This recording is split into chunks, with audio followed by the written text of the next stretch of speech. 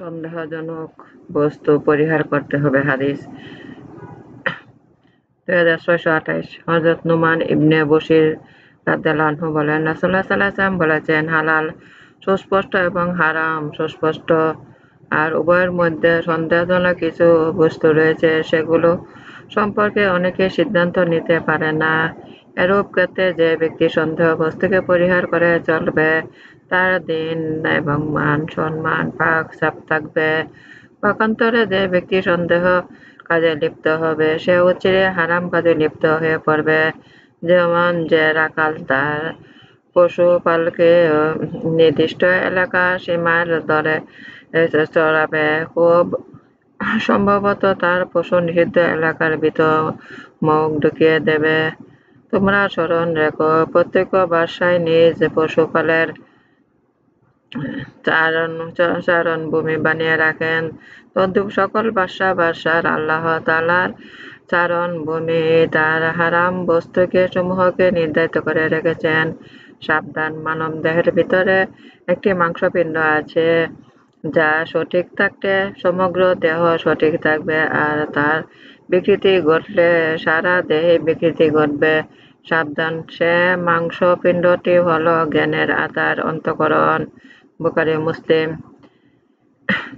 3টি উপায়ে উপার্জন ঘৃণিত। হাদিস 2629 হযরত রাফি ইবনে খাদিজ রাদিয়াল্লাহু আনহু বলেন, রাসূলুল্লাহ সাল্লাল্লাহু আলাইহি ওয়াসাল্লাম বলেছেন, কুকুর বিক্রয়ের মূল্য ঘৃণিত বস্তু, ব্যভিচারের বিনিময় অতি জঘন্য, রক্ত ব্যবসাও ও জঘন্য। মুসলিম।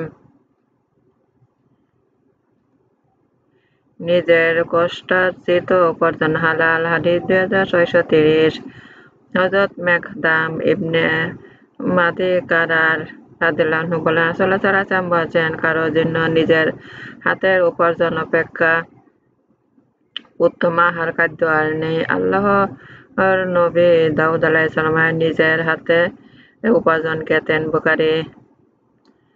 পাক পবিত্র বস্তু আল্লাহর পছন্দ। হাদিস 2631 হযরত আবু হুরায়রা রাদিয়াল্লাহু আনহু বলেন, রাসূল সাল্লাল্লাহু আলাইহি ওয়াসাল্লাম বলেন, আল্লাহ তাআলা পাক পবিত্র, তিনি একমাত্র পাক পবিত্র বস্তুকে কবুল করেন। আল্লাহ মুমিনদের সেই আদেশই করেছেন, রাসূলকেও সেই আদেশ করেছেন, যথা রাসূলের লক্ষ্য করে বলেছে, হে রাসূলগণ, আপনারা পাক পবিত্র হালাল খাদ্য খাবেন এবং নেক আমল করতে থাকবেন। ঈমানদারকে লক্ষ্য করে তদ্রূপ বলেছেন, হে ঈমানদারগণ, আমাদের দেয়া পাক পবিত্র হালাল রিজিক হতে খাও। অথবা রাসূল সাল্লাল্লাহু আলাইহি ওয়াসাল্লাম উল্লেখ করলেন, এক ব্যক্তি দূরান্তের সফর করেছে, মুসাফিরের দোয়া সাধারণ বেশি কবুল হয় এবং তার মাথার চুল এলোমেলো, শরীর ধুলায় ধূসরিত। এমন অবস্থা ওই ব্যক্তি উভয় হস্তে আসমানের দিকে উঠিয়ে কাতর স্বরে হে প্রভু বলে ডাকছেন, কিন্তু খাদ্য হারাম, পানীয় হারাম, পরিধেয় হারাম এবং হারাময় সে খেয়ে থাকে। ওই ব্যক্তির দোয়া কিরূপে গৃহীত হতে পারে? মুসলিম।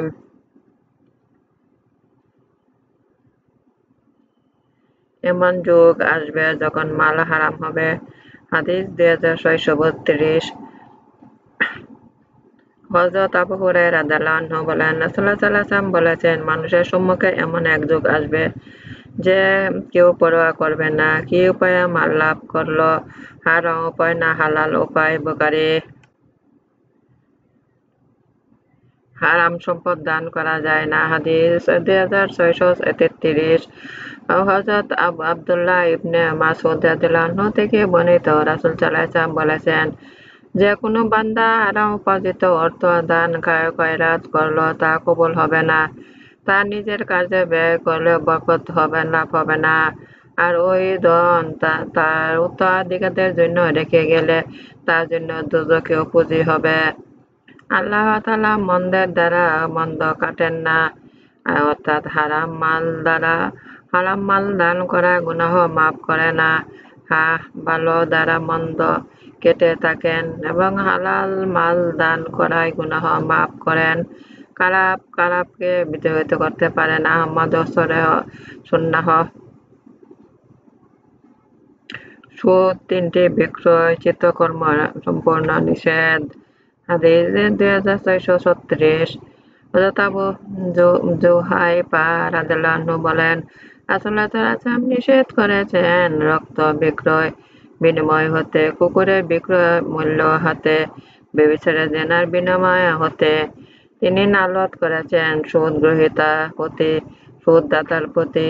তিনি আরো নালত করেছেন ওই ব্যক্তির প্রতি যে দেহের কোনো অংশে নাম বা চিত্র ইত্যাদি উৎকীর্ণ করে এবং যে উৎকীর্ণ করায় এত ভিন্ন ছবি অঙ্কনকারীর প্রতিও নালত করেছেন। বুখারী। সন্তানের উপার্জন মাতা-পিতার উপার্জন। হাদিস 2641। হযরত আয়েশা রাদিয়াল্লাহু আনহা বলেন, রাসূলুল্লাহ সাল্লাল্লাহু আলাইহি ওয়াসাল্লাম বলেছেন, নিজ উপায়ে আহার উত্তম আহার। অবশ্যই তোমাদের সন্তানও নিজ উপার্জনের অন্তর্ভুক্ত। তিরমিজি, নাসাঈ, ইবনে মাজাহ।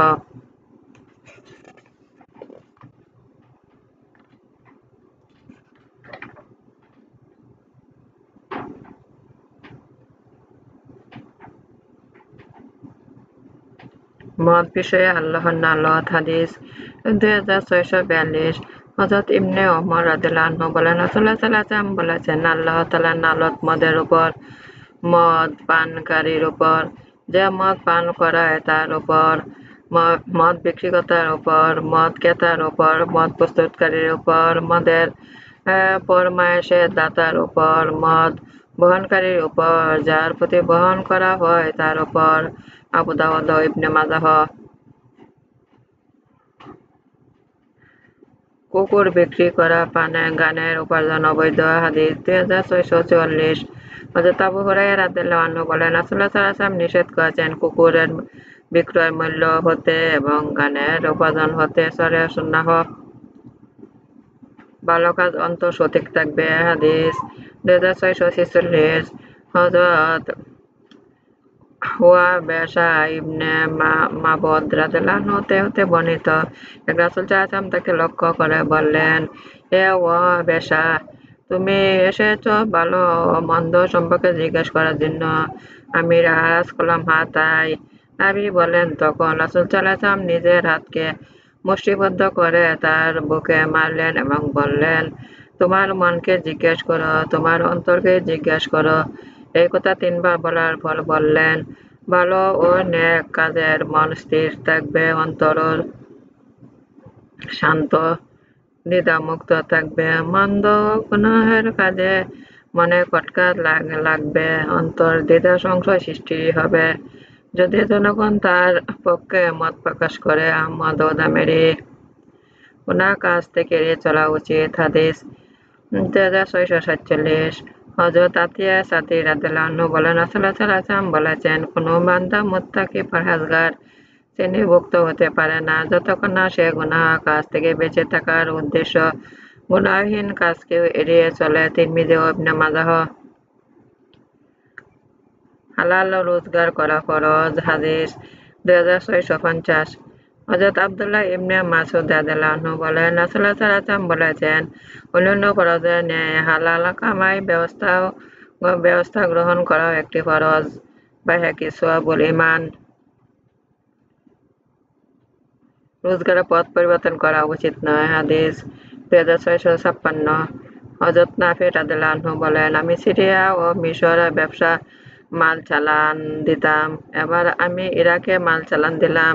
অতঃপর উম্মুল মুমিনিন হযরত আয়েশা রাদিয়াল্লাহু আনহার কাছে এসে বললাম, আমি তো সিরিয়া মাল চালান দিতাম, এবার ইরাকে মাল চালান দিয়েছি। তিনি বললেন, ওইরূপ করবে না। তোমার পুরাতন ব্যবসাস্থলে কি হয়েছে?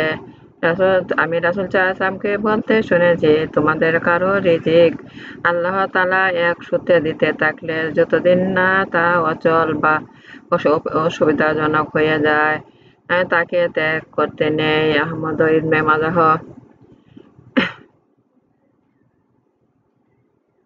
হালাল দ্রব্য ব্যবসা উত্তম।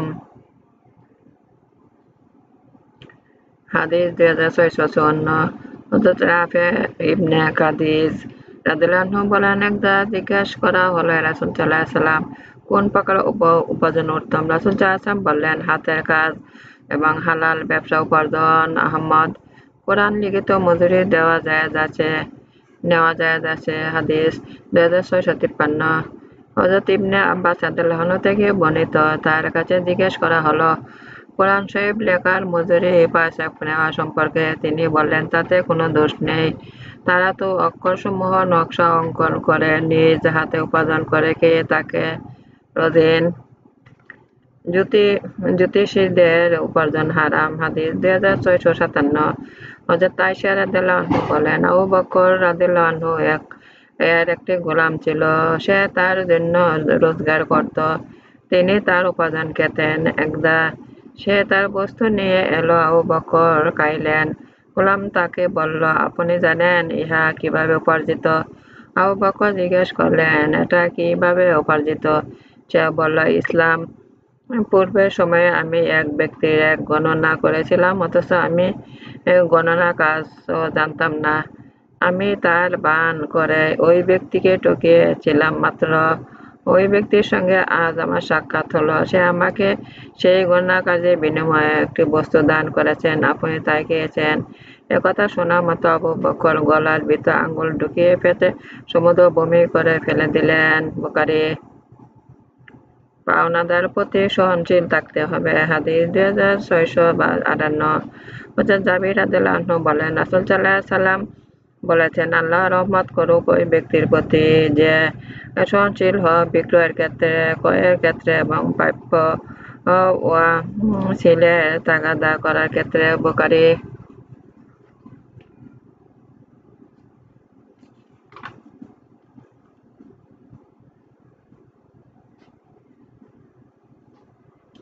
ব্যবসার মধ্যে খাতকের প্রতি সহানুভূতি থাকলে মুক্তি লাভ হয়। হাদিস 2659।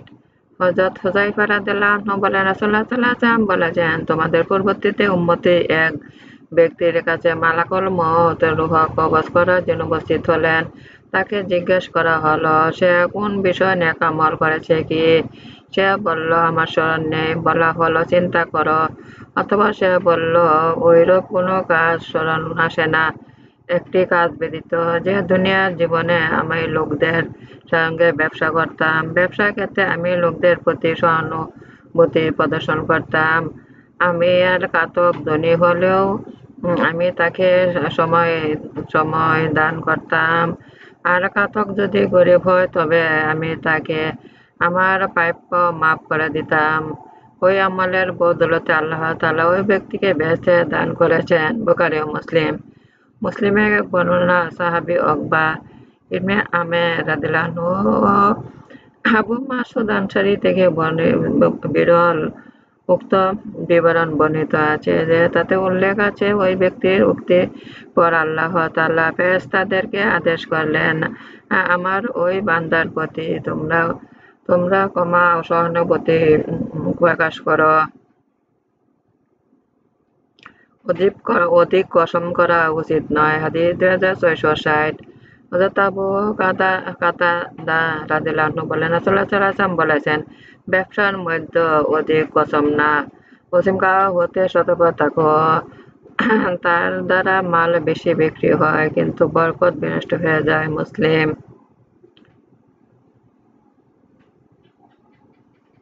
যে ব্যক্তি উপকার করে খোঁটা দেয় সে দোজখী হবে। হাদিস 2662। হযরত আবু যর রাদিয়াল্লাহু আনহু হতে বর্ণিত, একদা রাসূল সাল্লাল্লাহু আলাইহি ওয়াসাল্লাম বলেন, তিন প্রকার মানুষ আছে যাদের সঙ্গে আল্লাহ তাআলা কিয়ামতের দিন কথা বলবেন না। তাদের মধ্যে রহমতের করুণা দৃষ্টিপাত করবেন না এবং তাদের পাক সাফ করবেন না, আর তাদের জন্য ভীষণ কষ্টদায়ক আযাব নির্ধারিত রয়েছে। আবু যর এই কথা শোনার সঙ্গে সঙ্গে বলে উঠলেন, তাদের জন্য অধঃপতন, ধ্বংস। রাসূল সাল্লাল্লাহু আলাইহি ওয়াসাল্লাম, তারা কারা? রাসূল সাল্লাল্লাহু আলাইহি ওয়াসাল্লাম বললেন, যে পরিধেয় বস্ত্র পায়ের গিঁটের নিচে পৌঁছায়, যে ব্যক্তি উপকার করে খোঁটা দেয়, আর যে মিথ্যা কসম দিয়ে নিজের মাল চালু করার চেষ্টা করে। মুসলিম। আমানতদার, সত্যবাদী, ব্যবসায়ীগণ, নবী, সিদ্দিকীগণের দলভুক্ত। হাদিস 2663। হযরত আবু সাঈদ খুদরি রাদিয়াল্লাহু আনহু বলেন, রাসূলুল্লাহ সাল্লাল্লাহু আলাইহি ওয়াসাল্লাম বলেছেন, সত্যবাদী, আমানতদার, বিশ্বাসী, ব্যবসায়ী ব্যতীত ব্যক্তি কিয়ামতের দিন নবী, সিদ্দিক, শহীদগণের দলে থাকবেন। তিরমিজি, দামিরি ও দারকুতনি। ইবনে মাজাহ এই হাদিসটি হযরত আব্দুল্লাহ ইবনে ওমর হতে বর্ণনা করেছেন। তিরমিজি বলেছেন, এই হাদিসটি গরীব। ব্যবসার মধ্যে বেহুদা কথা বলা উচিত নয়। হাদিস 2664। হযরত কায়স ইবনে আবি গালাজা রাদিয়াল্লাহু আনহু বলেন, রাসূলুল্লাহ সাল্লাল্লাহু আলাইহি ওয়াসাল্লাম এর সময়ে প্রথম দিকে আমাদের ব্যবসায়ী সম্প্রদায়কে সমাসেরাহ দালাল সম্প্রদায় বলে আখ্যায়িত করা হতো। একদা রাসূল সাল্লাল্লাহু আলাইহি ওয়াসাল্লাম আমাদের কাছে দিয়ে যাবার সময় উক্ত আখ্যা অপেক্ষা সুন্দর উত্তম আখ্যা আমাদের আখ্যায়িত করলেন। তিনি বললেন, হে তাদের সম্পাদক ব্যবসায়ীগণ, ব্যবসায়কার যে বেহুদা কথা এবং অপ্রয়োজনীয় কসম করা হয়ে থাকে, তা প্রায়শ্চিত্ত তোমরা ব্যবসা করার সঙ্গে সদকা দান খয়রাত বিশেষভাবে করিও। আবু দাউদ, তিরমিজি, নাসাই, ইবনে মাজাহ। উত্তম ব্যবসায়ীগণ কিয়ামতের দিন উচ্চ মর্যাদা পাবেন। হাদিস 2665। হযরত উকবা ইবনে রেফায়া রাদিয়াল্লাহু আনহু তার পিতার মাধ্যমে রাসূল সাল্লাল্লাহু আলাইহি ওয়াসাল্লাম থেকে বর্ণনা করেন, রাসূল সাল্লাল্লাহু আলাইহি ওয়াসাল্লাম বলেছেন, ব্যবসায়ীগণ কিয়ামতের দিন হাশরের ময়দানে উপস্থিত হবে ফাসেক, ফাজের, বদকার দলরূপে। প্রত্যক্ষ যেসব ব্যবসায়ী মুত্তাকি, পরহেজগার হন, নেককার হন, সত্যবাদী হন, তারা ঐরূপ হবেন না। তিরমিজি, ইবনে মাজাহ, দামিরি, বাইহাকী ওই হাদিসটিকে হযরত বারা থেকে শুআবুল ঈমানে বর্ণনা করেছেন। তিরমিজি বলেছেন, এই হাদিসটি হাসান সহিহ।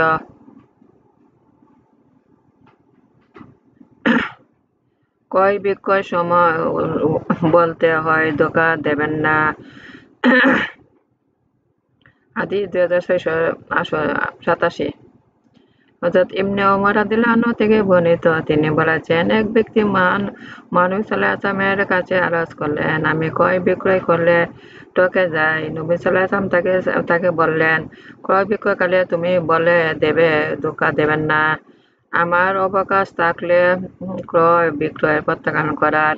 সে মতে ওই ব্যক্তি ক্রয় বিক্রয় করতে হলে ঐরূপ বলে দিত। বুখারী ও মুসলিম।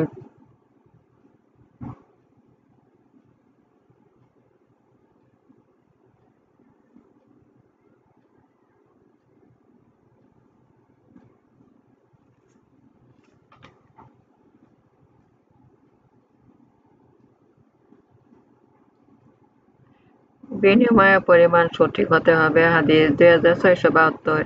হযরত আবু সাঈদ খুদরি রাদিয়াল্লাহু আনহু থেকে বর্ণিত, রাসূলুল্লাহ সাল্লাল্লাহু আলাইহি ওয়াসাল্লাম বলেছেন, স্বর্ণ স্বর্ণের বিনিময়ের পরিমাণ সমঝোতা ব্যতি রেখে বিক্রি করো না। একদিকে অপর দিকে অপেক্ষা বেশি করো না।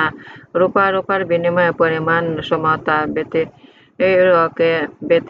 রেখে বিক্রি করো না। একদিকে অপর দিকে অপেক্ষা বেশি করো না। তার উল্লেখ বস্তুদ্বয়ে উধারের বিনিময় নগদের সাথে করো না। বুখারী ও মুসলিম। নগদ লেনদেন না হলে বস্তু সুদী মালে পরিণত হবে। হাদিস 2674।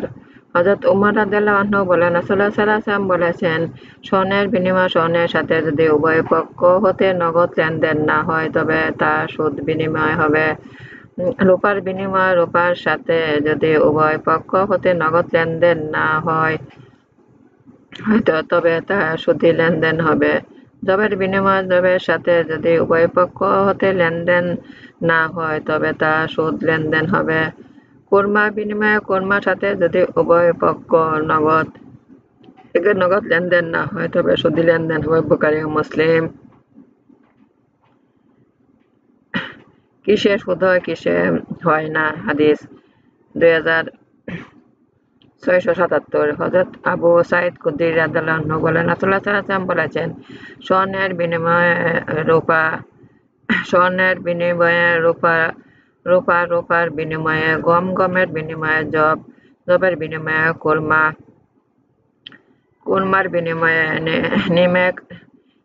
নিমেকের বিনিময়ে লেনদেন করা হলে সেক্ষেত্রে পরিমাণ সমতা উপস্থিত আদান-প্রদান করতে হবে, কিন্তু বিনিময় উভয় পক্ষ হতে উপস্থিত আদান-প্রদান লেনদেন আবশ্যক শুধুমাত্র ওই ক্ষেত্রে যে ক্ষেত্রে বিনিময় বস্তু ভিন্ন ভিন্ন জাতের হয়েও শরীয়তের দৃষ্টিতে মাপ প্রণয়নে শরীয়তের কাছে সবগুলো এক শ্রেণীর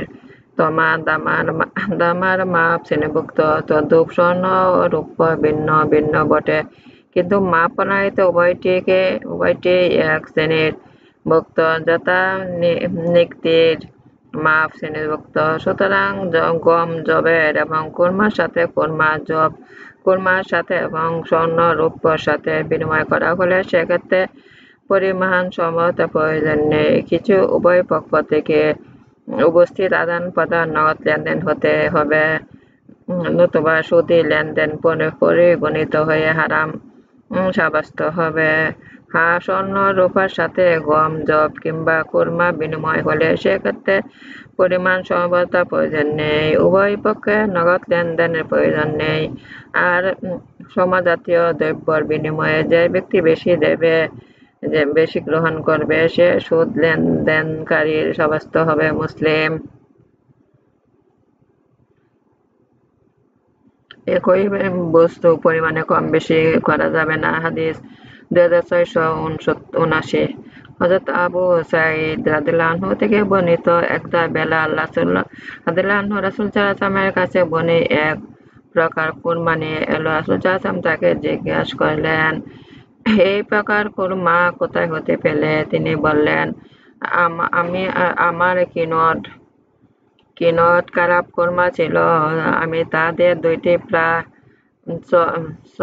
চা প্রায় 8 সের, এই কুরমা এক চা প্রায় 4 সের বিনিময়ে বিক্রি করেছি। একথা শুনে রাসূল সাল্লাল্লাহু আলাইহি ওয়াসাল্লাম বললেন, ওহো, এত প্রকৃত সুদী লেনদেন হয়েছে,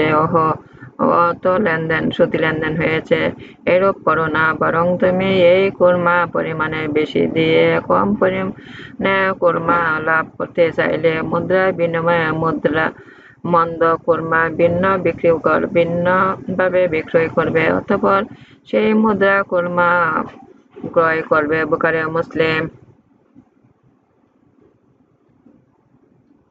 গোলামের বিনিময়ে গোলাম ক্রয় করা যায়। হাদিস 2680।